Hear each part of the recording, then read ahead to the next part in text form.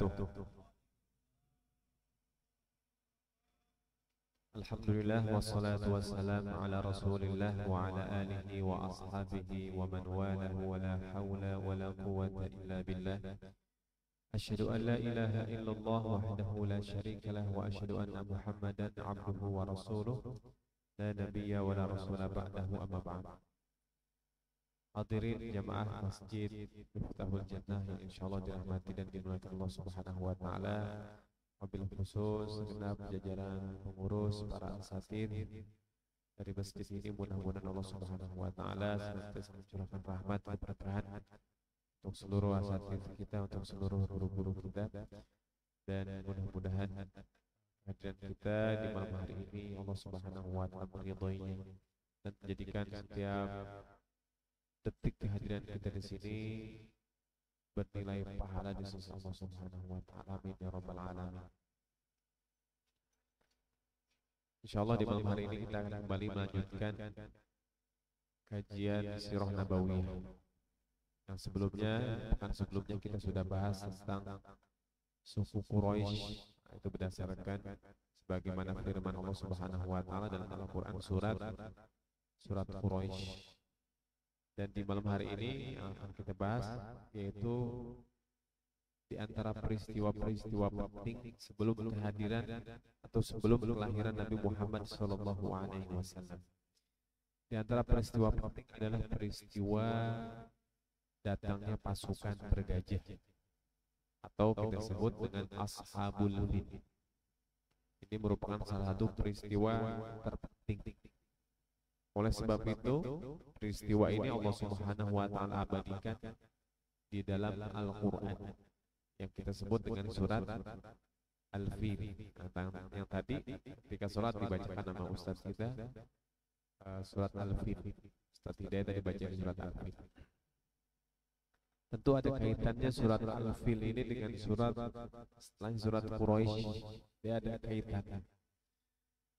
Saking erat kaitan surat Al-Fil dan surat Quraisy ini, Bapak Ibu sekalian yang dimuliakan Allah, sampai Umar bin Khattab kalau baca surat Al-Fil itu lanjut ke surat Quraisy.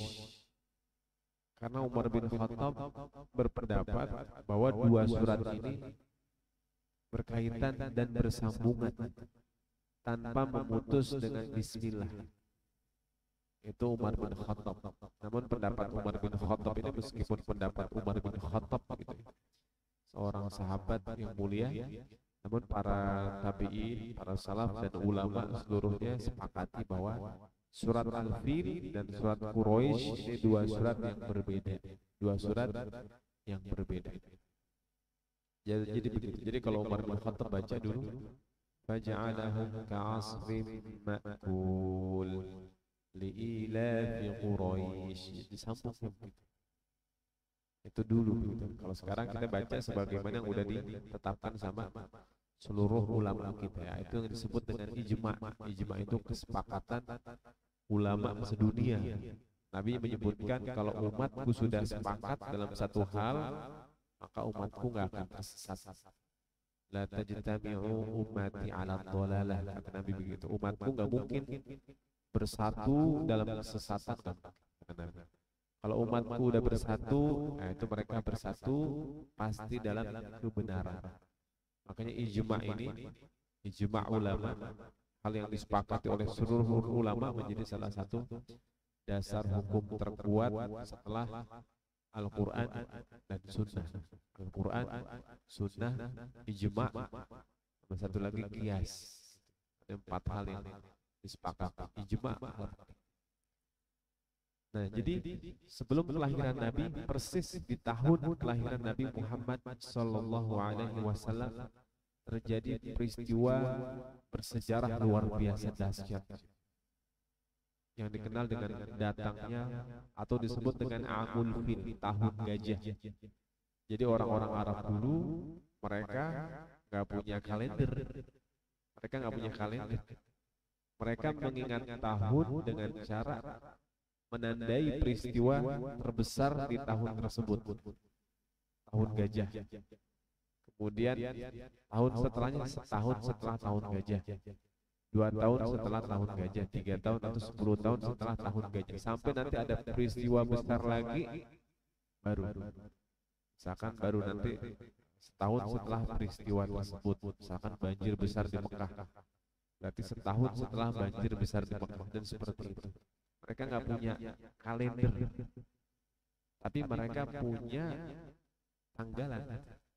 Tanggalan mereka yang dikenal dengan bulan-bulan dalam bahasa Arab itu dari zaman mereka udah. Rajab, Safar, kemudian Rabiul Awal, Rabiul Akhir, semua udah ada di zaman mereka. Itu nama-nama bulan tersebut berkaitan dengan aktivitas yang mereka lakukan di bulan itu. Jadi aktivitas yang umumnya mereka lakukan, mereka namai aktivitas di bulan tersebut menjadi nama bulan. Menjadi nama bulan. Contohnya yang Nabi sebutkan seperti bulan Rajab. Bulan Rajab itu dinamakan bulan Rajab karena di bulan tersebut ada suku namanya suku Mudhar. Suku ini kalau masuk bulan Rajab mereka memuliakan bulan tersebut dengan luar biasa. Mereka bersemangat dalam beraktivitas, bersemangat dalam beribadah. Ibadah mereka, ibadah jahiliyah mereka. Maka dinamakan bulan Rajab. Dan bulan Safar ketika mereka berpergian, kemudian nanti dan seluruhnya seperti itu. Jadi mereka menamakan tahun tersebut dengan tahun gajah, Amul Fil. Peristiwa ini, penyebab terjadinya peristiwa Fil ini adalah datangnya pasukan yang dipimpin Abraha. Abraha ini merupakan raja yang menguasai wilayah Yaman. Wilayah Yaman saat itu berada di bawah kekuasaan bangsa Romawi. Wilayah Yaman. Jadi kalau kita lihat di zaman ketika Nabi lahir, itu bagian atas, bagian Palestina, kemudian Lebanon, kemudian bagian atas Palestina, Lebanon sampai ke atas dikuasai sama Bizantium di situ. Kemudian sebelah Iran pinggir lagi itu dikuasai sama Persia. Kemudian sebelah pinggir Arab Saudi nyebrang Laut Merah itu dikuasai sama negara Ethiopia. Negara apa? Kerajaan Ethiopia. Kerajaan Afrika. Di bawah itu kerajaan Yaman. Dan Yaman ketika itu dikalahkan sama bangsa Romawi. Ini peristiwanya sebenarnya peristiwanya berkaitan dengan peristiwa Ashabul Ukhdud. Sebelum datang Nabi Muhammad, Islam itu diwakili sama agama Nasrani. Jadi sebelum Nabi Muhammad lahir, orang Islam itu ya orang yang beragama Nasrani. Orang Nasrani di zaman itu orang Islam. Kemudian terjadi peristiwa Ashabul Ukhdud. Ashabul Ukhdud itu orang-orang Muslim yang mereka menggenggam agama mereka. Mereka nggak mau menyembah raja, dipaksa sama rajanya buat murtad dari agama mereka, dipaksa buat menyembah raja tersebut. Kalau nggak mau dilempar ke dalam parit. Hingga banyak orang-orang Muslim, orang-orang Islam yang mati tewas dibunuh sama raja tersebut. Dan informasi ini sampai ke kerajaan Romawi. Akhirnya Raja Romawi mengirim pasukan yang salah satu pasukan tersebut dipimpin sama Abraha untuk mengalahkan raja yang mengaku Tuhan di daerah Yaman. Kemudian Romawi mengirim pasukan dan pasukan yang dikirim sama Romawi itu terdiri dari diantaranya gajah. Itu asal mula kenapa gajah dari Yaman bisa ada gajah gitu kan. Kita tahu di Yaman nggak ada gajah. Jadi gajah yang dibawa sama Abraha itu asal dari Romawi, dibawa ke Yaman untuk mengalahkan raja yang aku Tuhan di Yaman.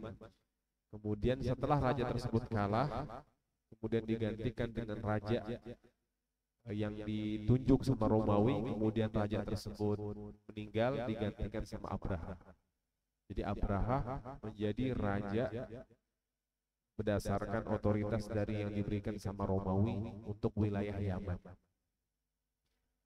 Ketika Abraha berkuasa, Abraha melihat orang-orang Arab sekitar ini semua, orang-orang Arab sekitar seluruh jazirah Arab, mereka setiap tahun melaksanakan perjalanan seluruhnya. Kemana ini mereka semua? Ditanya, ternyata mereka melakukan ibadah haji. Abraham penasaran, kok kayak begitu? Berapa banyak yang hadir, disebutkan jumlahnya. Hadir itu mungkin di zaman itu juga udah jutaan. Karena orang-orang juga udah banyak di zaman tersebut, suku-suku Arab udah banyak di zaman itu. Wah, yang hadir banyak banget. Dia tertarik. Ada yang mengatakan yang mendorong Abraha untuk nanti menghancurkan Ka'bah. Jadi ada yang mengatakan dia pengen menyebarkan agama Nasrani. Dia pengen orang-orang Arab masuk ke agama Nasrani, agamanya. Dari situ dia membuat yang namanya disebut Qulais, atau kita sebut dengan kanisah, yaitu gereja. Abraham membangun gereja yang besar, megah, mewah di Yaman. Setelah dibangun, dipanggil arsitek yang paling bagus, dasarkan arsitektur dari Romawi. Kita tahu Romawi sama bangsa Arab jauh banget dari segi keindahan arsitektur, jauh. Romawi udah jauh lebih maju dalam masalah seni. Dipanggil yang paling bagus, dibuat apa namanya, gereja seindah mungkin. Udah jadi, kemudian Abraham memanggil seluruh suku-suku Arab yang dia tahu untuk hadir ke gereja. Setelah semua hadir ke gereja, baru diumumkan kepada seluruh bangsa Arab untuk melaksanakan haji setiap tahun ke gerejanya. Gak usah lagi ke Ka'bah, karena lebih bagus, lebih indah. Kemudian dia udah nyiapin fasilitas yang bagus juga, yang indah juga. Nanti apa yang diperlukan jemaah haji? Air, siapin air di sini. Apa makanan disiapin semua. Tapi ternyata apa? Orang-orang Arab menolak. Karena mereka datang ke Ka'bah setiap tahun bukan nyari makanan, bukan nyari minuman, bukan apa-apa gitu, bukan karena keindahannya, karena memang mereka menghormati dan memuliakan Ka'bah itu. Mereka tahu yang membangun Ka'bah itu Nabi Ibrahim, kemudian dilanjutkan sama Nabi Ismail. Ini orang-orang yang mulia, orang-orang yang terpuji, orang-orang yang memang punya peran besar terhadap Jazirah Arab ini. Dulu Nabi Ismail kan berdakwah di Jazirah Arab, memperkenalkan mereka tentang ketauhidan, gitu, memperkenalkan mereka kepada ketauhidan. Maka mereka memuliakan Nabi Ibrahim, Ismail, seluruh keturunan-keturunannya. Dan mereka juga mengagungkan Ka'bah itu. Mereka merasakan secara spiritual ketika mereka ke Ka'bah, seperti kita sekarang, rezeki mereka, kesehatan mereka, mereka merasakan itu semua. Jadi kecintaan mereka dengan Ka'bah itu udah besar, meskipun mereka masih jahiliyah. Apa yang terjadi? Mereka nolak semua. Mereka pergi. Nah, dalam satu riwayat disebutkan ada orang-orang Arab yang diam-diam datang ke gereja tersebut dan mengotori dan membakar gereja ini. Nah, inilah yang menjadikan awal mula Abraham marah. Ada yang bilang sebenarnya yang mengotori dan membakar gereja itu orang suruhan Abraham, biar dia punya alasan buat ngancurin Ka'bah. Ada yang bilang terjadi. Kemudian setelah itu Abraham punya alasan buat menghancurkan Ka'bah, karena dia ngerasa bahwa tempat ibadah dia dirusak. Dia nggak terima. Sekarang dia mau kisos, dia mau merusak tempat ibadahnya orang Arab. Dibuat pasukan. Nah, dibawa gajah yang dulu berasal dari Romawi. Jadi memang gajah betul-betul dilatih, bapak-bapak, ibu-ibu, dilatih perang. Gajah dilatih perang, bisa duduk, kemudian dia bisa nyerang musuh, kemudian gajah juga tahu cara membunuh pasukan. Dilatih, gajah betul-betul dilatih. Dan besar. Di dalam riwayat disebutkan jumlah gajahnya ada yang bilang banyak. Tapi tentu yang mengatakan banyak ini nggak kurang masuk akal. Tapi yang paling sahih di antara yang menyebutkan jumlah gajah mereka, ada yang bilang jumlahnya itu ada 5, dan yang paling besar ini satu warna putih besar, disebut gajah Mahmud. Mahmud atau Mahmud namanya, di nama gajah yang besar ini, gajah yang paling besar itu, yang dinaiki sama Abraha. Dan Abraha ini dia bukan orang Arab. Abraha bukan orang Arab. Ternyata Abraha ini orang Afrika. Di Afrika. Dia nggak bisa bahasa Arab. Nggak bisa bahasa Arab Abraha ini. Karena dia asalnya diutus sama jenderal di kerajaan Romawi yang seaslinya adalah orang Afrika, beragama Nasrani. Kemudian dikirim ke Yaman bersama pasukan buat mengalahkan raja yang aku Tuhan tadi. Di zaman Ashabul Ukhdud. Ashabul Ukhdud itu terjadi setelah berapa ratus tahun setelah wafatnya Nabi Musa. Orang-orang yang memegang agama Nabi Isa dibunuh karena dipaksa menyembah rajanya.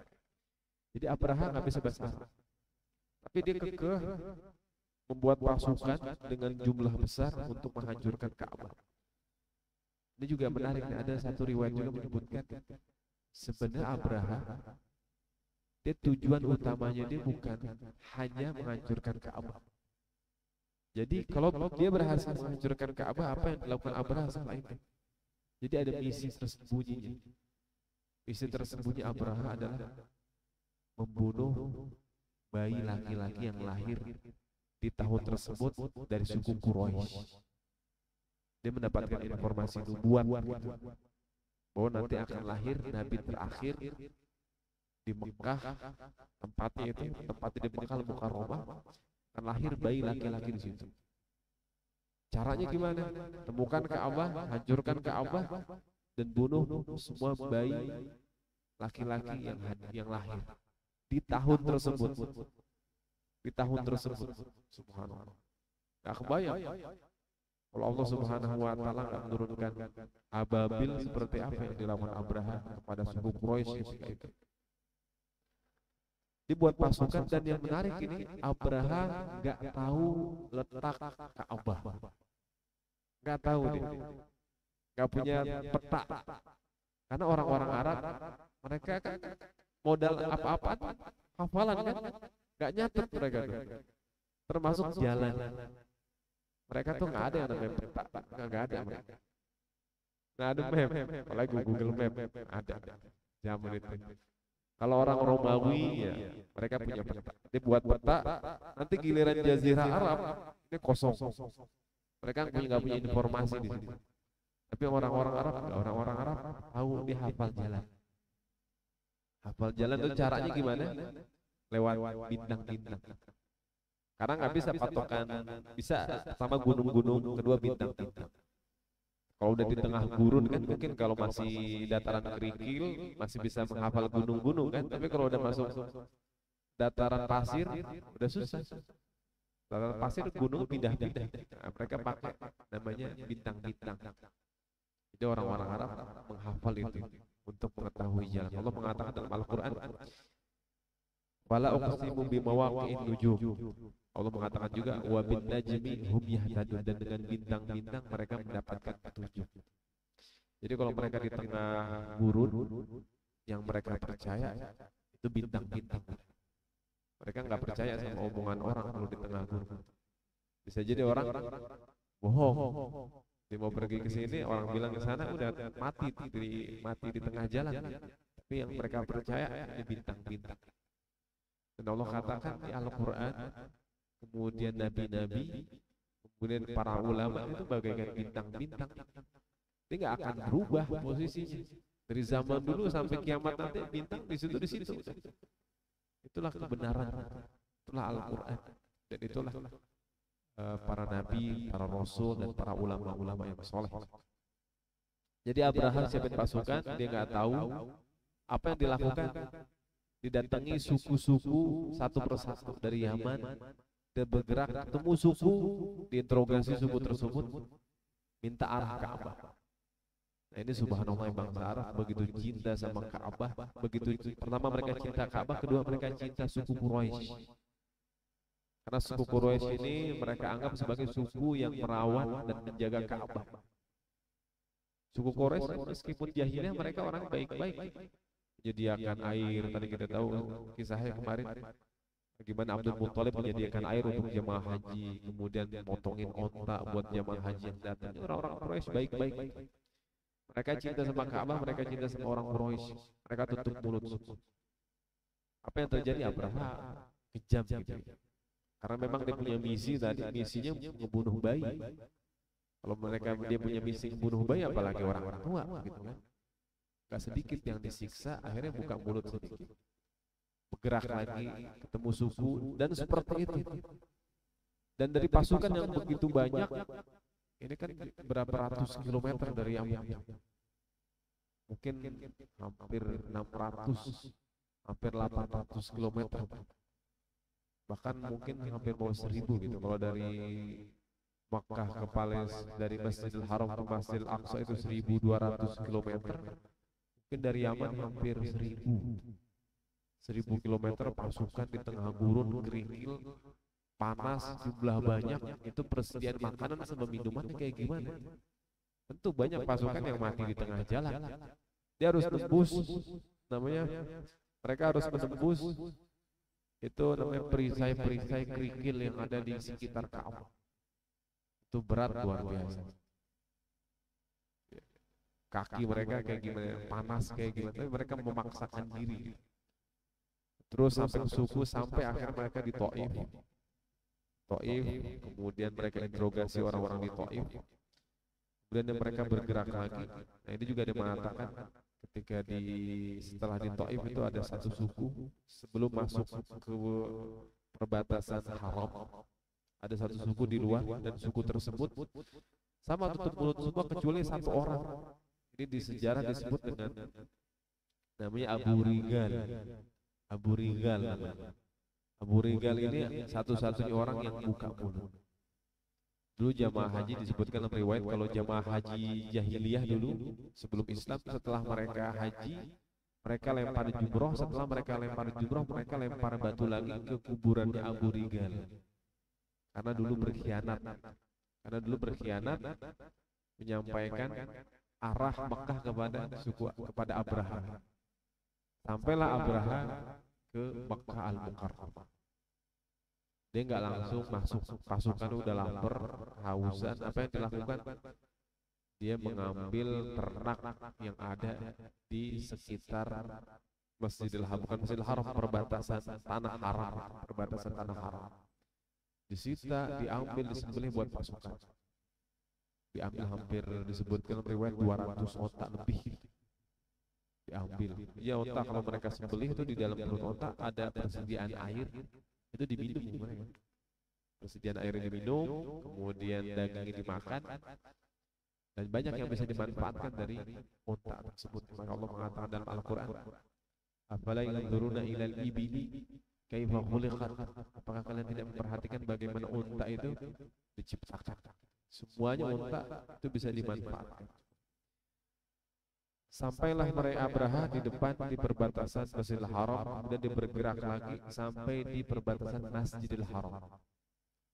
Sampai informasi tersebut kepada kakek Nabi Muhammad SAW, Abdul Muthalib. Kemudian seluruh suku-suku Quraisy berkumpul dan mereka minta agar Abdul Muthalib ini keluar kemudian menghadapi Abraha, bernegosiasi. Apa sih sebenarnya yang diinginkan sama Abraha ini? Akhirnya Abdul Muthalib bergerak keluar, dia naik kuda, dia bergerak menuju Abraha. Abraha di atas onta. Ketika berhadapan Abdul Muthalib dengan Abraha apa namanya? First impression, dia pertama kali melihat Abdul Muthalib takjub, kagum dengan sosok, baru melihat Abdul Muthalib doang, belum ngobrol, itu udah kagum sama kewibawaannya, kemudian wajahnya, kemudian pakaiannya, bentuknya itu udah kagum. Sampai Abraha turun dari gajah, kemudian digelar sejadahnya dia, bukan sejadah, karpetnya dia, karpet kerajaannya dia. Kemudian dipanggil, dia pengen ngelihat Abdul Muthalib dari dekat. Setelah bertemu, kemudian apakah kamu memimpin Quraisy? Tentu pakai penerjemah, karena Abraha nggak bisa bahasa Arab, pakai penerjemah. Kemudian terjadi percakapan.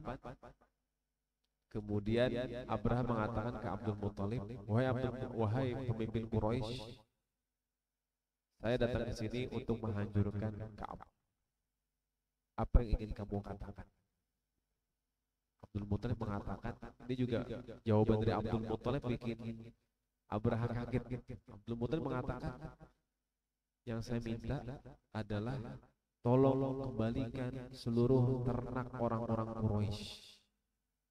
Gitu. Minta kembalikan ternak. Abraha ketawa. Saya pikir, saya ngelihat sosok kamu luar biasa, wibawa, cerdas, tapi kok jawaban kamu kayak begini gitu. Udah di underestimate sama Abraha. Habis Abdul Muthalib tambahin jawaban. Katanya Abdul Muthalib bilang begini, sesungguhnya ternak itu adalah tanggung jawabku. Adapun rumah ini sudah ada yang melindunginya, sudah ada Tuhan, sudah ada Rob yang melindunginya. Jadi ternak ini itu saya itu tanggung jawab saya. Adapun rumah ini sudah ada Rob yang akan melindunginya. Ketika mendengar jawaban tersebut, Abraha diam seketika. Oh iya. Karena dia juga Abraha agamanya Nasrani begitu kan, percaya sama Tuhan, percaya sama Rob. Gitu. Tapi karena dia punya misi, dia juga tentara, dia harus menjalankan tugasnya, dan dia tentu nggak percaya dengan akidahnya orang-orang Quraisy.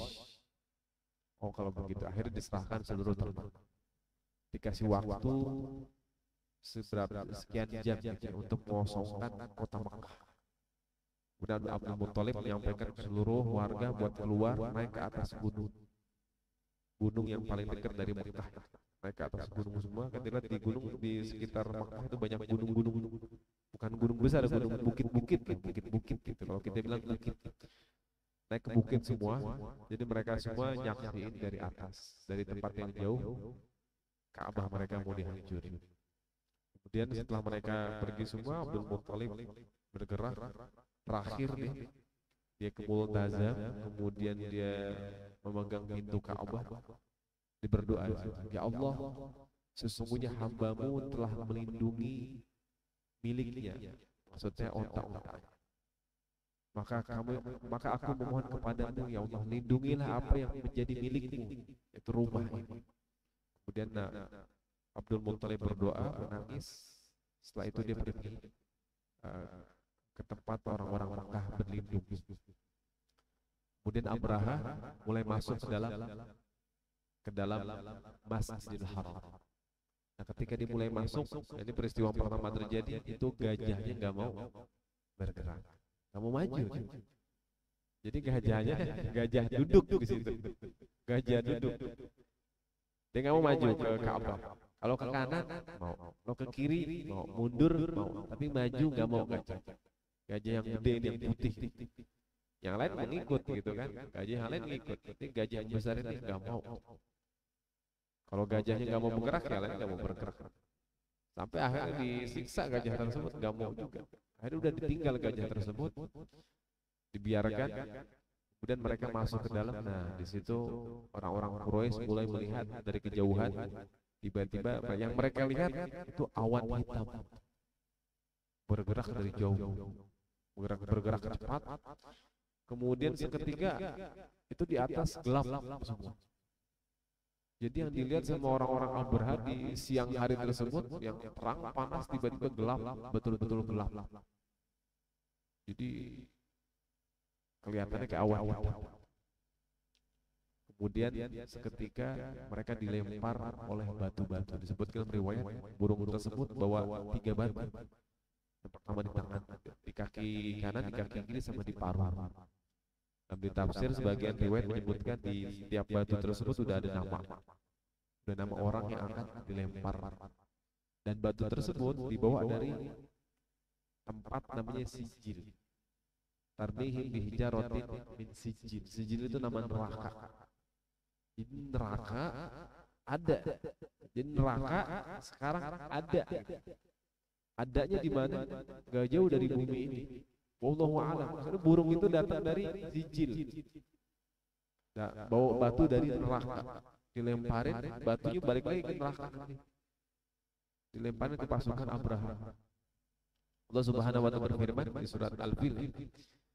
Bismillahirrahmanirrahim. Alam taro kaifa fa'ala rabbuka bi ashabil fil. Alam taro arti apakah kau mau tidak memperhatikan bagaimana Rabb, maksudnya memperhatikan di sini mengambil pelajaran dan melihat dengan hati kita. Kita nggak mungkin melihat dengan mata kita. Jadi melihat dengan hati kita. Kaifa bagaimana fa'ala rabbuka Tuhanmu berkehendak menentukan bi ashabil fil terhadap ashabil fil. Ashabil fil para pemilik gajah. Ashab itu kalau sohib kan sahabat. Ashab memang artinya sahabat-sahabat gajah. Kalau dikatakan sahabat sesuatu berarti mana yang lebih baik? Misalkan sahabat, kalau grup band sahabat apa yang kita tahu ya. Contoh gini dah ya, dalam Islam Sohibul Quran, sahabatnya Al-Quran. Mana yang lebih bagus? Al-Quran atau sahabatnya Al-Quran? Al-Quran. Kalau dibilang begini, sahabat gajah, mana yang lebih bagus? Jadi gajahnya lebih bagus. Jadi gajahnya lebih bagus. Seakan-akan orang-orang ashabul fil itu mereka lebih rendah daripada gajah itu sendiri. Gitu.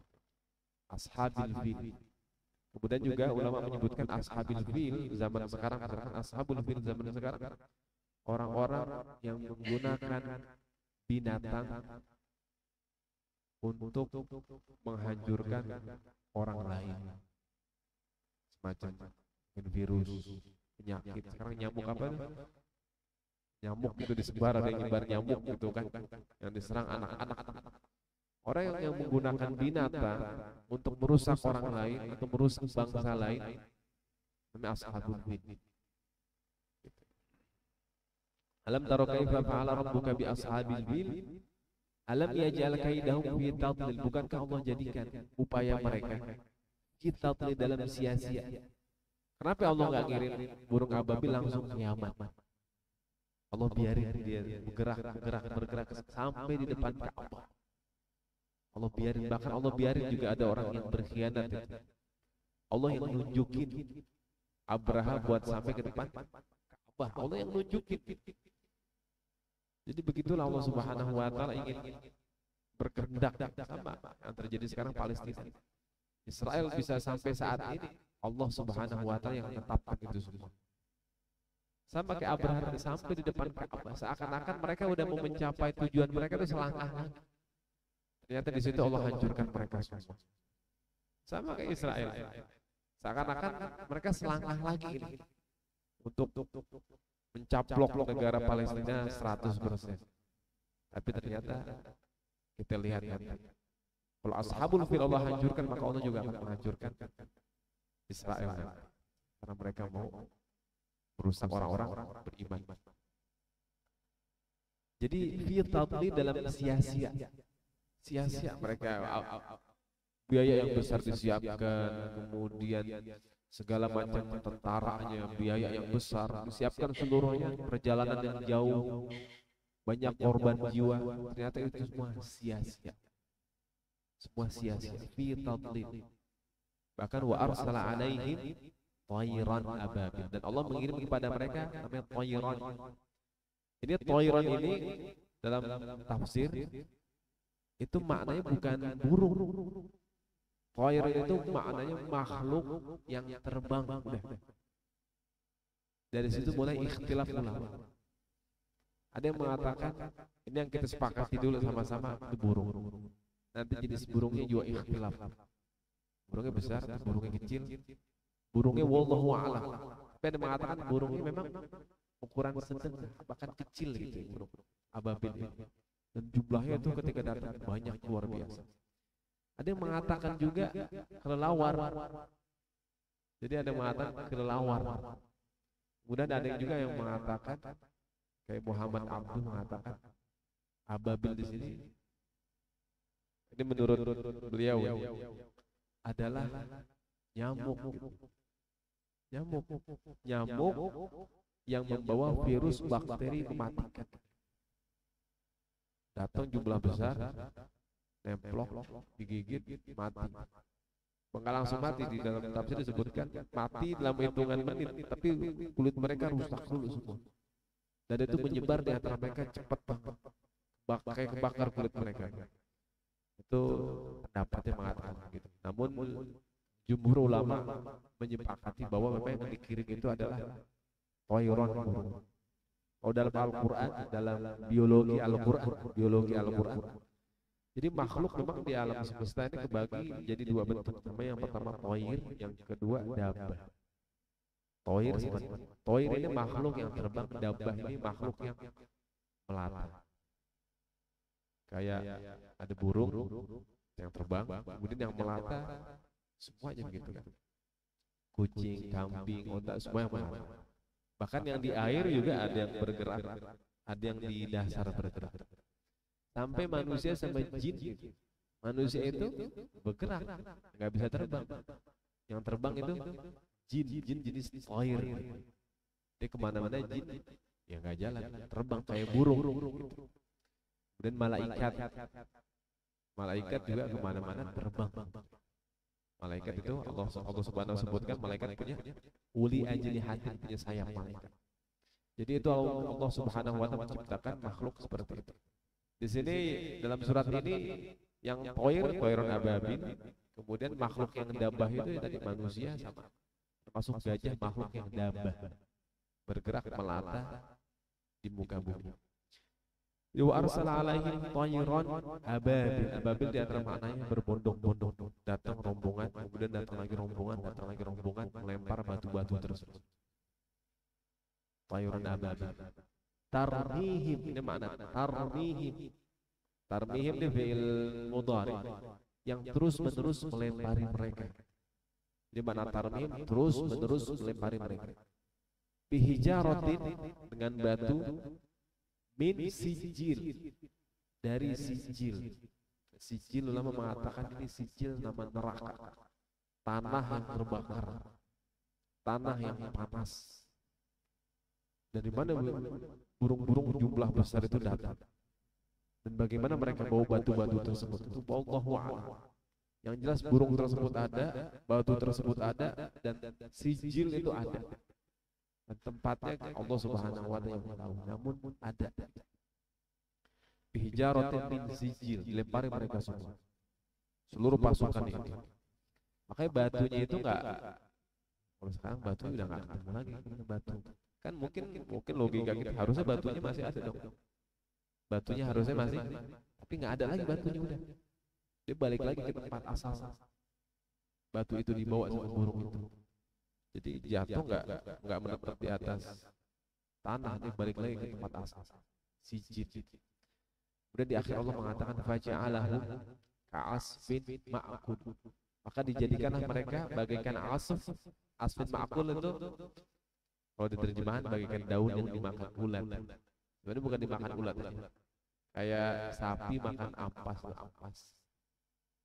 seperti daun yang dimakan sama sapi sampai halus, kemudian jatuh dari mulut sapi, itu namanya asfin ma'kul.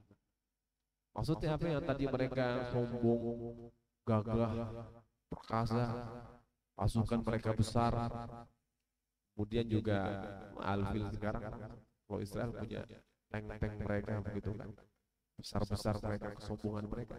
Tapi ternyata mereka bagaikan asfin ma'kul.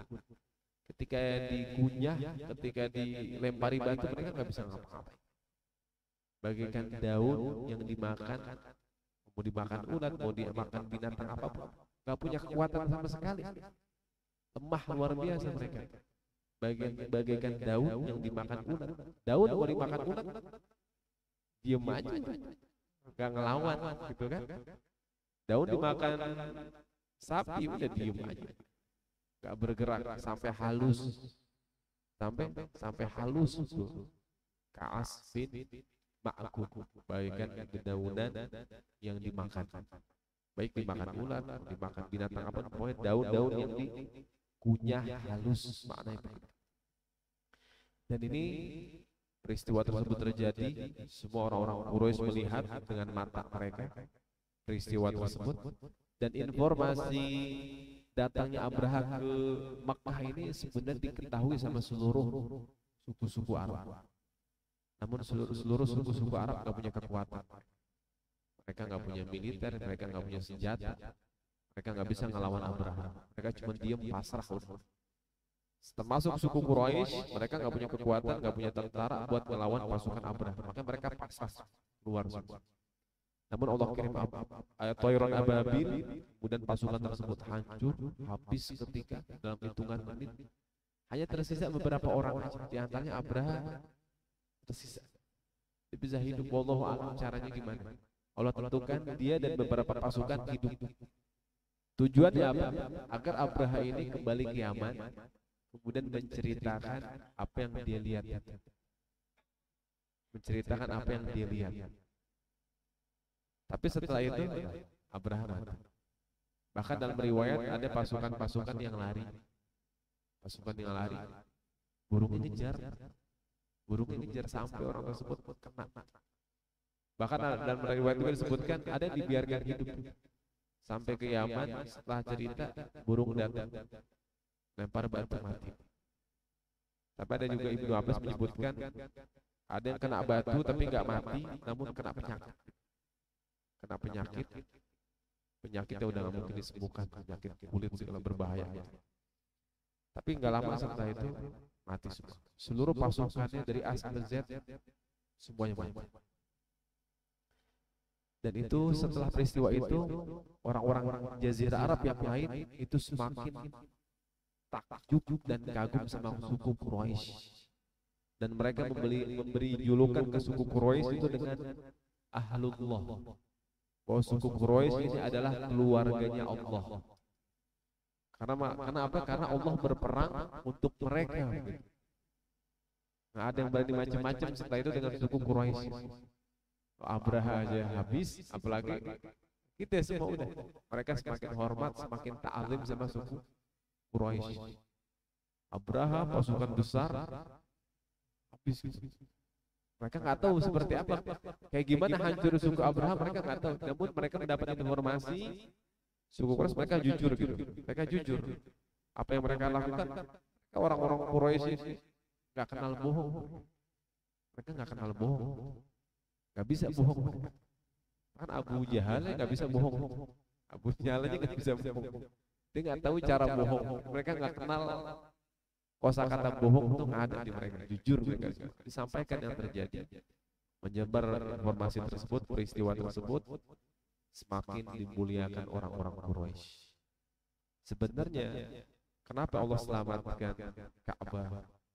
Kenapa Allah Subhanahu wa taala menghancurkan Abraha dan pasukan? Bukan orang-orang Quraisy nggak tahu. Karena sebenarnya di tahun itu akan lahir Nabi yang terakhir, Nabi Muhammad Sallallahu Alaihi Wasallam. Dan tadi misi rahasia Abraha itu ingin membunuh bayi yang akan lahir di zaman tersebut. Pokoknya setiap diduga akan lahir Nabi yang terakhir, itu akan terjadi pembantaian besar-besaran kepada anak bayi. Ketika tahun akan lahir Nabi Isa, semua sama juga. Terjadi pembantaian besar-besaran terhadap Bani Israel. Sampai akhirnya Maryam melarikan diri gitu, ke tempat yang jauh untuk menyelamatkan diri dan anaknya, dan juga biar nggak terjadi fitnah. Karena dia hamil tanpa ada suami, karena itu izin Allah Subhanahu wa taala. Termasuk ketika lahir Nabi Muhammad SAW, itu yang terjadi. Namun nggak sampai terjadi pembunuhan, Allah Subhanahu wa taala beri kekhususan Bani Israel sampai terjadi pembunuhan. Zaman lahir Nabi Musa terjadi pembunuhan bayi, tapi di zaman lahir Nabi Muhammad nggak ada bayi yang mati di tahun tersebut. Semua bayi lahir selamat. Itu kelebihan Nabi Muhammad SAW dibanding nabi-nabi sebelumnya, dibanding kelahiran Nabi Isa dan dibanding kelahiran Nabi Musa alaihissalam. Kita tahu kelahiran Nabi Musa berapa banyak bayi yang meninggal. Kemudian kelahiran Nabi Isa berapa banyak bayi yang meninggal. Kelahiran Nabi Muhammad nggak ada bayi yang meninggal. Subhanallah. Kemudian di tahun tersebut itu akan kelahiran Nabi Muhammad SAW. Jadi ketika nanti Nabi lahir, kemudian Nabi berdakwah, kemudian Nabi mengatakan kepada suku Quraisy, "Sembahlah Tuhan pemilik rumah ini." Orang-orang Quraisy langsung paham siapa Tuhan yang Nabi Muhammad maksud. Yang Nabi Muhammad maksud adalah Tuhan yang dulu mengirim pasukan burung ababil untuk menghancurkan Abraha. Itulah Tuhan yang harus disembah, bukan patung-patung mereka. Maka ketika turun surat Al-Fil, orang-orang Quraisy tidak ada yang mengingkari surat tersebut. Ketika turun surat Quraisy, orang-orang Quraisy nggak ada yang mengingkari surat tersebut. Mereka membenarkan itu semua. Dan mereka tahu siapa Tuhan sebenarnya pemilik Baitullah ini. Mereka yakin dalam hati mereka, bukan patung, bukan mana Lata Uzza, bukan. Ada Tuhan yang sebenarnya. Namun itulah, karena dalam hati mereka ya, ada hawa nafsu, kemudian ada gengsi, kemudian ada jabatan-jabatan mereka di masyarakat yang nggak mau tergantikan, kekhawatiran mereka. Nanti kalau saya ikutin Muhammad, apa yang terjadi nanti?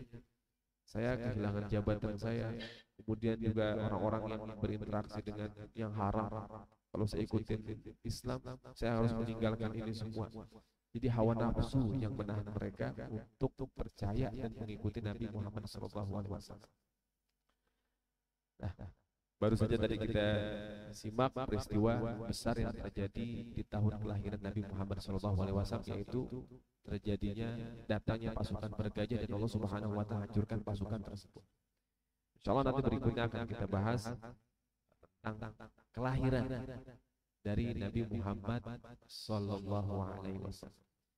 Mudah-mudahan yang saya sampaikan, yang kita semua simak, yang kita semua pelajari di malam hari ini bermanfaat, tambah wawasan kita, bertambah keimanan kita, bertambah pemahaman kita tentang Al-Quran dan sirah dari Nabi kita Nabi Muhammad SAW. Untuk itu mari bersama kita tutup pertemuan kita, pengajian kita di malam hari ini dengan berdoa, mudah-mudahan Allah jadikan ilmu yang kita pelajari ilmu yang bermanfaat untuk kita di dunia dan akhirat, memberikan keberkahan, kesehatan untuk kita semua yang hadir. Allah panjangkan usia kita dalam kesehatan, dalam ketaatan dan keistiqomahan kepada Allah Subhanahu wa Ta'ala. Ala hadhihi niyyah wa lakum niyyatun shalihah. Al-Fatihah. A'udzu billahi minasy syaithanir rajim. Bismillahir rahmanir rahim. Alhamdulillahi rabbil alamin, arrahmanir rahim, maliki yaumiddin. Iyyaka na'budu wa iyyaka nasta'in. Ihdinas siratal mustaqim. Siratal ladzina an'amta 'alaihim ghairil maghdubi 'alaihim waladdallin. Amin. Wa'fu 'anna ya karim ya arhamar rahimin irhamna ya arhamar rahimin irhamna ya arhamar rahimin irhamna. Allahumma bihaqqil Fatihah wa bi syafa'atil Fatihah wa bi karamatil Fatihah ya farijal ham ya kashifal gham ya man 'abdihi yaghfir wa yarham. لنا أبواب الخير واجعلنا من أهل الخير بفضلك. دعواهم فيها سبحانك اللهم وتحيتهم فيها سلام وآخر دعواهم أن الحمد لله رب العالمين. سبحانك اللهم وبحمدك أشهد أن لا إله إلا أنت أستغفرك وأتوب إليك. والله أعلم والسلام عليكم ورحمة الله وبركاته.